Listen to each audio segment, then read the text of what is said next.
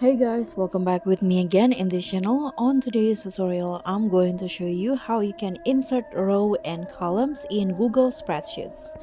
So here you can start by opening your Google Spreadsheets on your mobile phone and open a file. So here's I've already opened the file, and after this what you need to do is just go to where you want to add columns or rows. For example, I'm going to add a new columns in between B or C, so you can just select the column B right here and then click on the plus icon at the top.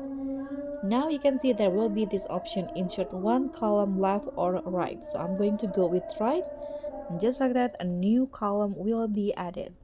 And if you want to add a new row, you can just select the row. So for example, I'm going to select the uh 6 no the A4 in here.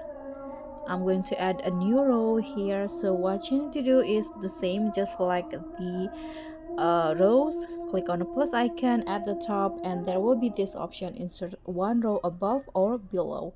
I'm going to go with below. Just like that, a new row will be added. So that's pretty easy. Thank you so much for watching. Don't forget to like, comment, and subscribe. Also click on the thanks. Bye.